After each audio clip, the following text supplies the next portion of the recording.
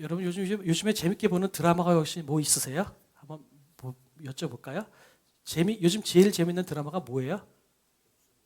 독수리 오영재? 아, 그래요? 그거 재밌어요? 오호, 그래요? 나는 제목하고 현실하고 너무 괴리감이, 나는 독수리 오영재 그러면 옛날에 이것만 생각이 나서. 네, 또 누구 있어요? 재밌게 보시는 드라마. 야, 이 우리 교회 분들은 너무 홀리하셔. 텔레비는 나만 보나 봐. 세상에 아무도 대답이 없으시네. 네. 네? 아, 뉴스가 제일 재밌어요? 하긴 뉴스가 요즘 제일 재밌긴 해요. 근데 뉴스를 보면은 여러분 수명이 단축되지 않으세요? 저는 수명 단축되는 것 같아서 요즘 뉴스 못 보는데. 네, 좋습니다. 큰아들이 엊그저께 저한테 전화가 왔는데 요즘 박보영 나오는 드라마가 있대요. 그거 되게 재밌다고 그러던데. 뭐지? 네. 근데 이제 아무튼 제가 그의 말씀을 드리는 이유는 저는 드라마 중에서 그래도 저는 뭐 이것저것 복잡해도요. 끝에 권선징악이 제일 좋아요. 해피엔딩 드라마가 전 너무 좋아요. 근데 이제 해피엔딩 드라마도 이게 해피엔딩이라는 걸 확실히 모르잖아요. 결말을 할 때까지. 그래서 저는 웬만하면 드라마는 중간에 안 봅니다. 그리고 어떻게 하냐면 저는 드라마가 다 끝나고 난 연에 그게 해피엔딩이라는 걸 확인하고 나서 그 다음에 정주행합니다. 성질이 급해서요. 그나마 정주행도요. 1, 2화를 다 보지 않고요. 유튜브에 보면 한 3시간, 4시간짜리 이렇게 압축해서 한꺼번에 쭉 이렇게 정리되어 있는 영상들이 있어요. 그거 보고 한 16화 뭐 그런 드라마들을 그냥 3, 4시간 만에 다 봅니다. 근데 전 그게 또 재밌더라고요. 근데 저는 어쨌든 간에 막판에 권선징악이 좋아요. 그런데 권선징악이 되고 막판에 해피엔딩이라는 드라마를 보면 그걸 알면서도요. 가운데 중간중간 내용들을 보면 왜 이렇게 가슴이 뛰는지 모르겠어요. 그죠? 근데 가슴이 뛰어도 우리는 알잖아요. 마음이 놓이는 거는 야, 이거 끝에는 분명히 끝난다. 빌런은 분명히 죽는다. 이걸 분명히 알고 있으니까 지금 내가 성질이 나고 가슴이 뛰어도 내가 볼 수가 있는 거예요. 근데 만약에 뒤에 갔다가 권선징악이 아니다? 그러면 정말 저는 막 며칠을 막 그 분을 못 참아서 해결이 안 되는 감정 때문에 이렇게 막 며칠을 지나가기도 합니다. 근데 저도 그 드라마를 결말을 알고 나서 볼 때가 좋아요. 또 비슷한 뉘앙스가 또 하나 있어요. 이건 뭐냐면 프로야구 이야기입니다. 야구 얘기예요. 일본이 우리나라에 비해서 야구 실력이 분명하게 좋거든요. 훨씬 앞서 있어요. 그런데 이상하게 저 일본하고 우리나라하고 야구 경기만 하면 우리나라가 이길 때가 많아요. 특별히 8회가 되면 약속의 8회라는 말이 생겼어요. 이 야구 국제 경기를 보면 하여튼 일본한테는 가위바위보도 지면 안 돼요. 그죠? 운동 경기 선수들 딴 거 다 이겨도 일본한테 지면 손가락질 당하는 게 우리나라 운동이잖아요. 그러니까 하여튼 일본 야구도 그래요. 다 져도 일본한테만 지면 안 돼요. 그걸 아니까 이 야구 선수도 객관적인 전력은 분명히 우리나라가 뒤처지는데 이게 일본하고 하면 초반에는 분명히 져요. 근데 이상하게 8회만 되면 말도 안 되게 누가 홈런을 치고 말도 안 되게 누가 이상한 안타를 치고 막 그래가지고 꼭 8회만 되면 뒤집어요. 최근에는 안 그렇게 됐지만 언제까지만 해도 그래서 우리는 8회만 되면 에이 이겨 이런 마음이 드니까 이제 3, 4회쯤 됐는데 일본한테 우리가 지고 있다? 그러면 마음이 편해요. 아이고 또 역전 드라마 쓰려고 또 저거 하는구나 그런 마음이 드니까 일본한테 저도 편안한 마음으로 야구를 봅니다. 아니나 다를까 8회만 되면 꼭 이승엽이 홈런 치고 누가 홈런 치고 막 그래가지고 꼭 뒤집어 놔요. 얼마나 기분 좋은지 모르겠어요.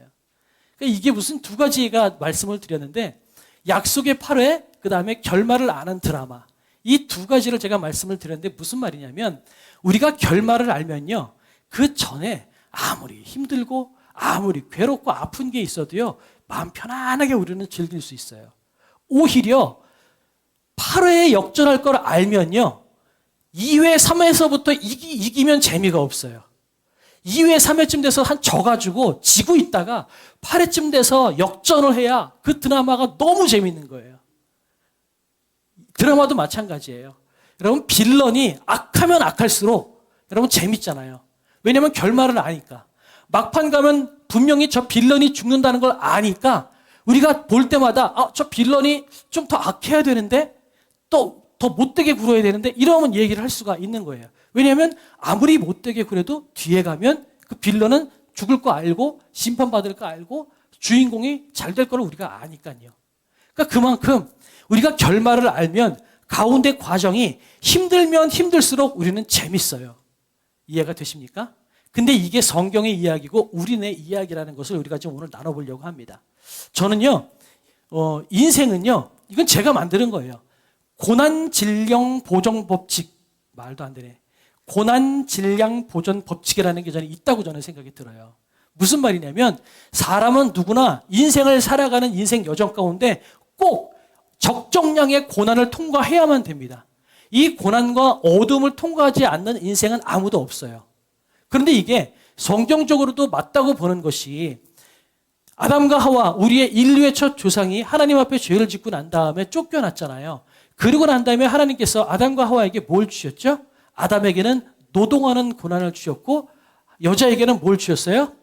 출산의 고난을 주셨잖아요. 근데 가만히 생각해 보세요. 그러면 죄를 지었기 때문에 출산을 주셨고 일하는 고난을 주셨을까? 근데 그 전에 가만히 보면 죄를 짓기 전에도 출산하는 것과 일하는 그 책임은 아담에게 있었고 여자에게도 있었던 것 같아요. 왜 그럴까요? 하나님께서 아담을 창조하시고 난 다음에 뭐라고 말씀하셨냐면 생육하고 번성해서 땅에 충만하라 그랬거든요. 그러니까 죄를 짓기 전에도 이미 생육하고 번성하는 책임은 인간에게 있었던 거예요. 그러니까 아기를 낳는 것 자체가 고난이 아니라 아기를 낳고 출산하는 것은 이미 있었는데 이것이 그전에는 축복이었지만 우리가 죄를 짓고 난 다음에 이 안에 고난이라고 하는 것들이 추가되었다는 겁니다. 이해가 되시죠? 아담 마찬가지예요. 일하는 것이 고난이다? 아니에요. 아담은 그 죄를 짓기 전에도 일했어요. 에덴 동산에서 지나가는 짐승들을 바라보면서 뭐 했어요? 이름을 지었죠. 그리고 하나님께서 뭐라고 그랬어요? 너는 대리 통치자다. 땅에 충만하라. 이들을 다스려라 라고 말씀하셨거든요. 그들을 다스리는 것도 어찌 보면 일이에요. 그러니까 일하고 자녀를 낳는 것은 죄를 지어서 쫓겨나기 전에도 이미 있었다고 저는 생각이 들어요. 그런데 이것이 죄를 짓고 난 다음에 하나님과의 관계가 끊어지고 난 다음에 무엇이 됐냐면 출산의 축복 가운데 출산의 고통이 더해진 거예요. 일하는 것이 우리에게 생산적인 것이고 복된 것이고 너무 좋은 것이지만 그런데 그 일하는 것 가운데 우리 가운데 고난이 들어오고 고통이 들어왔다는 거예요. 그러니까 우리가 살아가면서 고통이 없는 사람은 어느 누구도 없어요. 고통이 없는 사람은 둘 중에 하나예요. 하나님이 버린 사람일 수 있어요. 무섭죠? 그런 차원에서 우리 히타를 한번 꺼볼까요? 고난 가운데 들어가 봅시다. 우리 추움 가운데 한번 들어가야 될 것 같아요.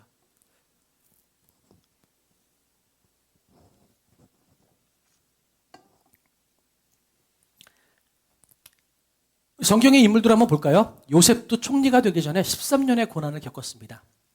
모세가 지도자가 되기 전에 40년의 광야 생활을 했죠.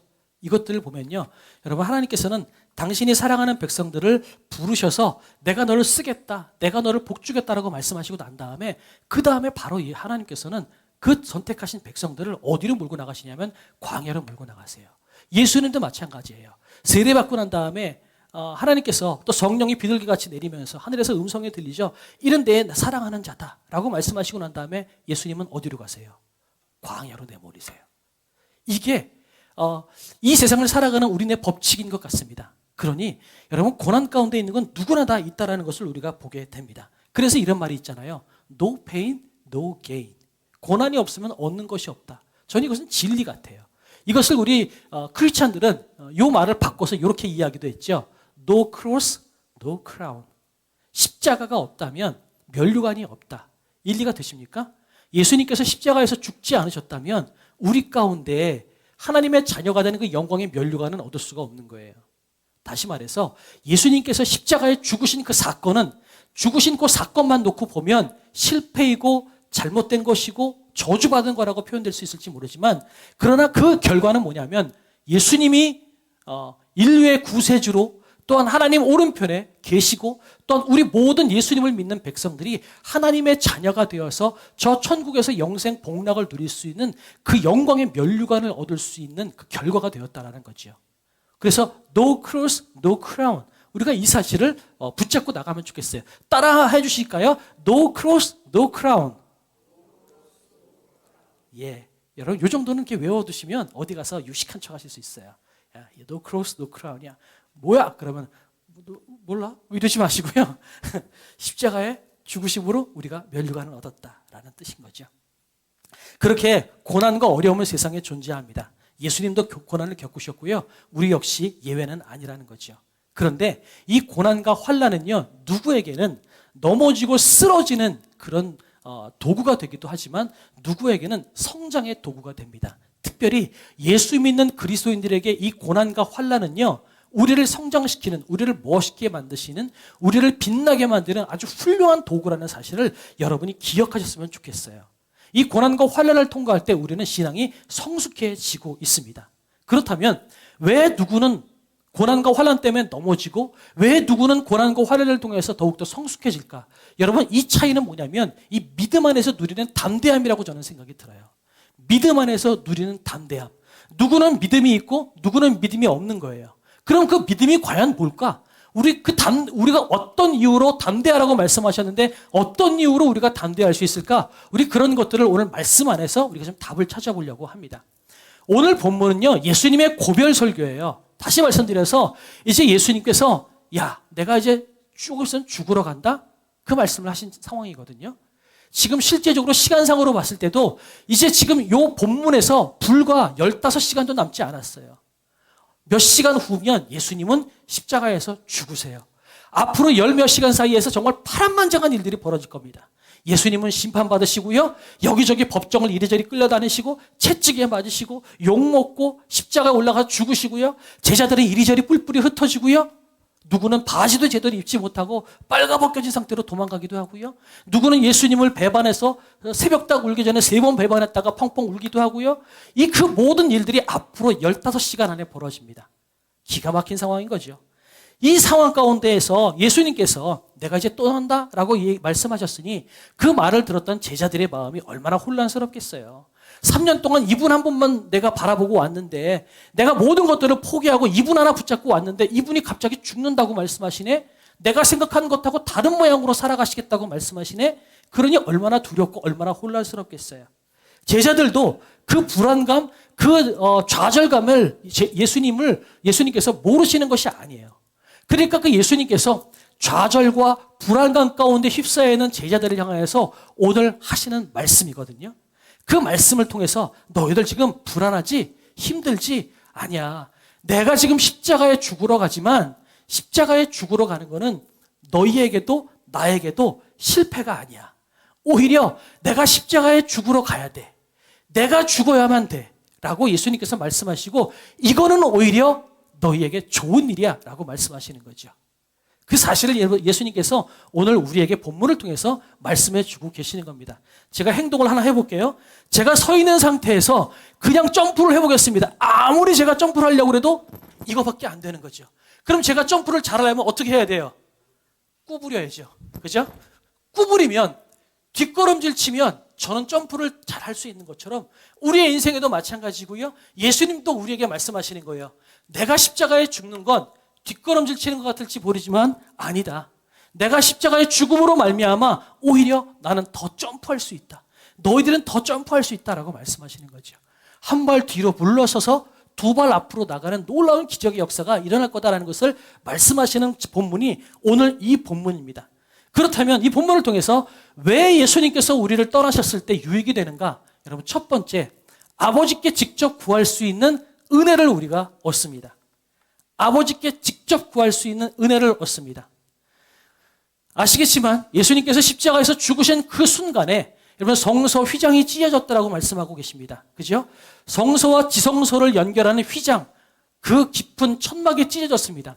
성소와 휘장을 연결하는 천막이 찢어졌다는 건 뭐냐면 이전까지는 지성소에 들어가려면 누가 들어가야 돼요? 죄 없는 선택받은 대제사장이. 내가 죄를 지었어요? 그러면 내 죄를 가지고 내가 성전 안에 가서 내가 지성소에 들어가서 하나님 나 좀 용서해 주십시오. 그러면 여러분 살까요? 죽을까요? 죽어요. 어떻게 하냐면 내가 죄를 지었으면 내가 죄를 지은 만큼 짐승을 대신 잡아서 가지고 옵니다.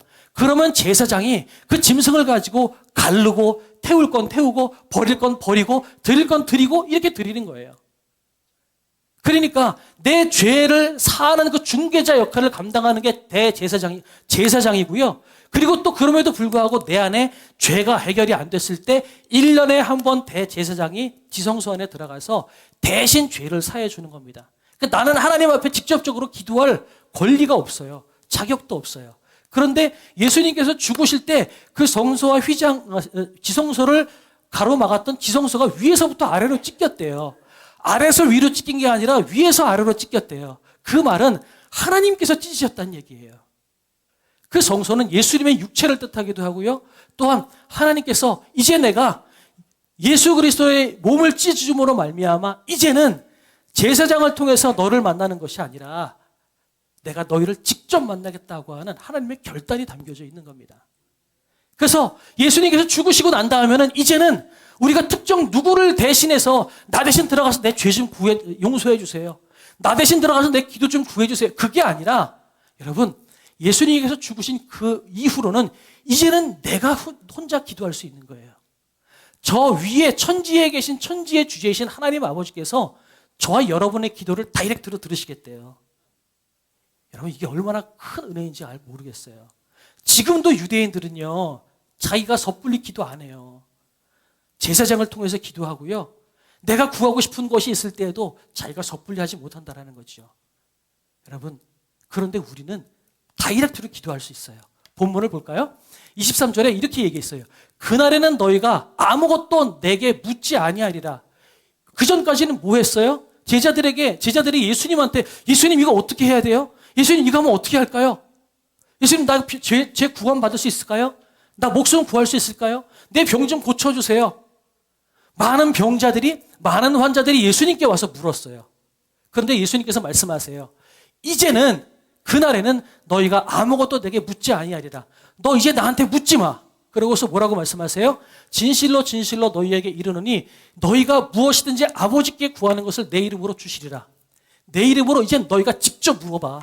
나한테 묻지 말고 네가 물어봐. 네 기도를 하나님께서 들으실 거야. 여러분이 어디에 있든지 간에 하나님은 여러분의 기도를 들으시겠다고 말씀하십니다. 와, 이거 얼마나 멋있는 거예요. 우리가 기도할 수 있다는 것이 여러분 지금 너무나 당연하게 여겨지지만 유대인의 입장에서 우리가 마음대로 어디서든지 기도하고 하나님께서 들으신다고 이야기하면 그들의 입장에서는 땅이 개벽할 이야기예요. 천지가 개벽할 이야기예요. 근데 하나님께서 들으시겠다고 말씀하세요. 지금까지는 너희가 내 이름으로 아무것도 구하지 아니하였으나 구하라. 그리하면 받으리니 너희 기쁨이 충만하리라. 지금까지는 너희가 기도한 적 없잖아. 내 이름을 가지고 너희들이 기도한 적 없지. 그런데 이제부터는 너희가 기도해. 그러면 너희가 받을 거야. 하나님께 너희가 직접 기도하면 하나님께서 주시겠다고 말씀하세요. 여러분, 주님께서 여러분 주시겠다고 말씀하십니다. 누구를 통해서가 아니라 어디 기도빨이 좋은 어떤 선지자는 있는 것도 아니지만 기도빨이 좋은 어떤 목사님, 어떤 기도하는 사람, 중보자 그분 통해서 주시는 게 아니라요. 저와 여러분 통해서 주시겠대요. 네가 직접 구해. 그러면 내가 줄게. 하나님께서 우리에게 말씀하시는 거죠. 26절에 이렇게 다시 말씀하세요. 그날에 너희가 내 이름으로 구할 것이요 내가 너희를 위하여 아버지께 구하겠다 하는 말이 아니니 자, 내 이름으로 너희가 구할 거야. 우리가 예수님의 이름으로 기도했습니다. 항상 말씀드리잖아요. 기도하잖아요. 그래, 이제는 너희가 내 이름으로 구하게 할 거야. 그런데 내 이름으로 구한다는 말이 내가 아버지 옆에서 내가 너희를 대신해서 아버지께 간구하는 게 아니라 너희들의 목소리가 다이렉트로 하나님께 들어가는 거야 라고 하는 말씀이에요. 이는 너희가 나를 사랑하고 또 내가 하나님께로부터 온 줄 믿었으므로 아버지께서 친히 너희를 사랑하심이라. 아버지께서 친히 너희를 사랑하심이라. 이제부터는 예수님께서 말씀하시면 내가 기도하면 안 듣다가 예수님께서 옆에서 그래도 좀 기도 좀 들어주세요. 예수님이 옆에서 설득하면 설득되시는 하나님이 아니라 내가 말하면 내 말을 하나님께서 다이렉트로 들으시겠대요. 왜냐하면 하나님이 우리를 사랑하시기 때문에. 이 말은 정리해서 무슨 말이냐면 이제는 우리는 하나님께 다이렉트로 기도할 수 있는 권세를 얻었다라는 거예요. 예수님께서 죽으심으로 말미암아 지금 예수님께서 제자들을 떠나는 것이 제자들의 입장에서는 실패한 것 같고 뒷걸음질 치는 것 같고 세상 끝나는 것 같지만 아니에요. 예수님께서 제자들을 떠나심으로 말미암아 이젠 우리가 하나님께 다이렉트로 기도할 수 있고 하나님을 다이렉트로 1대1로 대면할 수 있는 영광을 우리가 얻었다고 이야기하는 겁니다. 뒷걸음질 치는 게 아니죠. 더 큰 영광, 더 큰 권세가 우리 가운데 있는 거죠. 이것이 첫 번째 주님께서 우리에게 주시는 권세입니다. 여러분 세상을 한번 보세요. 회사 사장 만난다고 생각을 해보세요. 쉽게 만나요? 여러분 그렇지 않아요. 아니 회사 사장이 아니라 요즘에는 일반 사람 만나는 것도 어려워요. 여러분 전도지 가지고 어디 전도하려고 가보세요. 입구에서부터 뭐가 있어요? 비밀번호 눌러야 되잖아요. 안 그러면 그거 호출해가지고 문 좀 열어달라고 구해야 되잖아요. 그죠? 그리고 문 열어줬다고 칩시다. 그럼 올라가서 문 앞에서 두드려야 돼요. 누구세요? 제발 문 좀 열어주세요. 거기서 허락해주고 문을 열어줘야만 내가 만날 수 있어요. 하물며 일반 가정집 빌라 들어가는 것도 여러분 2개의 관문이 있어요. 회사에 들어간다고 생각해 보세요. 어디 회장님 만난다고 생각해 보세요. 2개만 관문이 있을까요? 4개, 5개의 관문이 있잖아요. 근데 우리가 천지를 만드신 하나님을 아무런 관문도 없이 다이렉트로 만난다는 거죠. 이게 얼마나 큰 영광이에요. 두 번째, 약한 우리를 위로하시고 끝까지 품으시는 은혜. 약한 우리를 위로하시고 끝까지 품으시는 은혜. 저는 이런 데서 참 그 은혜를 얻어요. 특별히 이런 데서 은혜를 참 많이 얻는데 약한 우리를 위로하시고 끝까지 품으시는 은혜를 우리가 얻습니다. 이 무슨 말이냐면 예수님은 지금 제자들이 다 뿔뿔이 흩어지는 거 아시잖아요. 그죠? 자, 성경 보면 제자들이 말하되 지금은 밝히 말씀하시고 아무 비유로도 하지 아니하시니 우리가 지금에야 주께서 모든 것을 아시고 또 사람의 물음을 기다리지 아니하신 줄 아나이다. 이로써 하나님께로부터 나오심을 우리가 믿사옵나이다 라고 제자들이 이야기했더니 이게 무슨 말이냐면 제자들이 얘기한 거예요. 제자들이 예수님 이제는 내가 당신을 믿겠습니다. 이제는 당신이 어떤 분인지 알겠고 내가 당신이 하나님부터 나오신 분이라는 걸 내가 확실히 믿겠습니다 라고 제자들이 고백했어요. 멋있는 고백이죠. 근데 그 다음에 예수님께서 뭐라고 말씀하시냐면 예수께서 대답하시되 이제는 너희가 믿느냐? 요 뉘앙스에 뭐가 있냐면 니네 믿는다고? 이런 뉘앙스가 들어가 있어요. 자, 볼까요? 자, 32절 같이 읽겠습니다. 시작.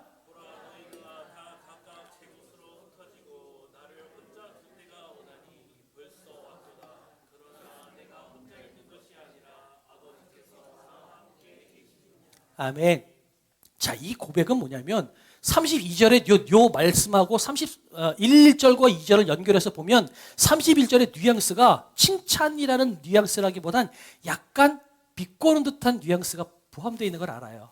무슨 말씀이냐면 야, 니네 믿는다고? 아닐걸. 내가 보기엔 니네 아직 안 믿어. 그러면서 말씀하시는 거예요. 너희들 조금 있으면 다 나를 버리고 도망친다? 그 말은 뭐냐면 니네 지금 믿는다고 고백했지만 너희 믿는 것이 믿는 게 아니야. 다시 말해서 너희는 아직 믿음이 없어. 너희는 아직 연약해. 너희는 조금 있으면 다 나를 버릴 정도로 다 부족하고 연약한 존재들이야 라고 예수님께서 제자들의 상태를 말씀하고 계시는 거예요. 야, 니네 믿는다고? 아니야. 근데 예수님께서 그 다음 말씀이 중요해요. 그러나 내가 혼자 있는 것이 아니라 아버지께서 나와 함께 계시느니라. 저는 이게 얼마나 위로가 되는지 모르겠어요. 자녀가 부모에게 좋은 영향력을 행사하지 못한다고 한번 생각을 해봅시다. 효도를 못했다고 생각을 해보세요. 그러면 자녀 입장에서는 어떤 마음이 드냐면 내가 좀만 능력이 많고 내가 좀만 효도할 수 있으면 우리 부모님 고생 안 할 텐데 이런 마음이 들지 않겠어요? 우리 둘째도 가끔 저한테 그런 얘기를 최근에 저한테 그런 얘기를 해가지고 저한테 한번 혼났는데 그러지 마라. 제가 그런 얘기를 한 적이 있거든요. 그러지 마라. 부모는 원래 자식을 위해서 퍼주기 위해서 살아있는 존재다. 그러니 너 때문에 내가 고생한다고 생각하지 말고 기꺼이 네 약한 거 부족한 거 있으면 얘기해라. 도와줄게. 제가 그렇게 얘기했거든요. 저도 부모님께 그렇게 말씀을 드린 적이 있었고 똑같은 경험을 했던 것처럼 그래 부모는 내리사랑이다. 이렇게 얘기한 적이 있어요. 제자들이 믿습니다 그랬더니 예수님께서 아닐걸 그렇게 말씀하셨어요. 근데 그 다음이 중요해요. 근데 너희들 니네 믿음 없고 약한 거 내가 아는데 그것 때문에 너희들 상처받지 말고 힘들어하지 마라. 너희들이 다 나를 버리고 나 혼자 남겠지? 근데 나 혼자 남는 게 아니라 내 아버지가 나와 함께 계셔. 그러니까 너희들이 나를 버렸다는 것 때문에 힘들어하고 그것 때문에 아파하고 괴로워하지 마. 이런 마음이 들려져 있는 거예요. 예수님께서 나중에 부활하시고 난 다음에 제자들에게 나타났을 때 여러분 그 제자들이 뭐 했어요? 나중에 베드로가 에이 고기나 잡아야 되겠다. 다시 갈릴리 바다로 넘어가서 고기 잡을 때 예수님께서 나타나셨잖아요. 그리고 다시 그 예수님께서 제자들에게 거기다가 금을 내려라. 그랬을 때 베드로 입장에서는 예수님이다. 죽으신 예수님이 부활하셨다. 그렇게 기쁘기도 했지만 또 한편으로는 마음 가운데 상처가 있을 것 같아요. 나 3번이나 부인했는데. 근데 그때 예수님이 뭐 했어요? 너 이 자식아 3번 부인 안 한다고 그러더니 부인했지? 그거 봐 임마. 너 그거밖에 안 돼. 예수님께서 안 그랬잖아요. 밥이나 먹어라. 그랬잖아요. 밥이나 먹어라. 예, 고기 구워주시고 밥 먹어라. 여러분 이게 부모의 마음이고 하나님의 마음인 것 같아요. 제자들에게 너 그렇게 믿음 없어. 너 아직 아니야. 조금 있으면 너 나 다 버릴 거다. 근데 그 다음에 뭐라고 말씀하시냐면 근데 하나님이 나와 함께 계셔. 괜찮아. 다시 말해서 우리는 약했지만 그래서 우리는 예수님을 버리지만 배신했지만 그것조차 하나님께서 계획하시고 예수님께서 실행하시는 그 놀라운 구원의 역사의 한 페이지라는 걸 예수님께서 말씀하고 계시는 거예요. 너희가 죄 짓고 약해서 그렇게 된 것이 아니라 이것조차 나는 선한 것으로 바꾸어서 놀라운 일들로 만들 것이니까 너희가 약하고 너희가 부족하고 힘든 것 때문에 너희들 죄책감 갖지 마. 이게 예수님께서 우리에게 말씀하시는 거예요. 그래서 힘없고 약하지만 그럼에도 불구하고 우리를 격려하시는 것이 예수님이구나. 그런 마음이 들어요. 여러분 세상이 우리를 아무리 판단하고 아무리 우리를 누른다고 해도 우리가 눌리지 않았으면 좋겠어요. 아니 우리를 만드신 분이 우리에게 괜찮다고 말씀하시는데 왜 세상이 우리에게 자꾸 하는 소리 때문에 우리가 눌려요? 최근에 얼마나 많은 연예인들이 크고 작은 일들 때문에 스스로 목숨을 끊었어요. 얼마나 안타까워요. 물론 그렇게 판단하고 익명성이라는 이유 때문에 언어의 폭력을 가하는 그런 사람들 여러분 벌 받아야죠. 그런데 안타까워요. 저 소리보단 하나님의 음성을 붙잡을 수 있으면 어땠을까? 심지어 예수님을 버리는 사람들조차 그 제자들 향해서조차도 괜찮아라고 말씀하시는 그 예수님의 그 따뜻한 마음을 조금이라도 느낄 수 있었다면 어땠을까라는 마음이 참 들어요. 세 번째, 이미 이긴 자리에 서게 하시는 은혜를 우리가 누릴 수 있습니다. 33절 같이 한번 읽어볼까요? 시작.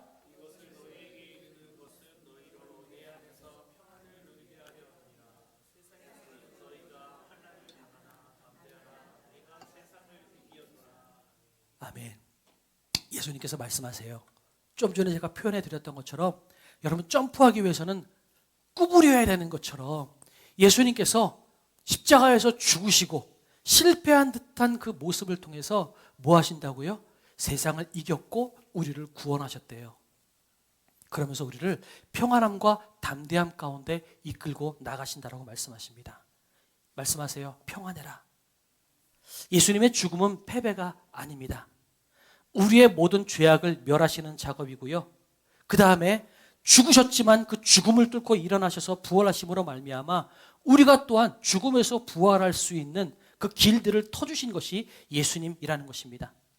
예수님께서 죽으셨기에 우리가 승리를 경험한 거고요. 예수님께서 뒷걸음질 치셨기에 우리가 앞으로 나아가는 경험을 하게 되는 것입니다. 그러면서 예수님께서 우리에게 말씀하세요. 너희가 담대해야 되는데 담대하는 근거는 이거야. 내가 이미 결말을 너에게 알려준 거야.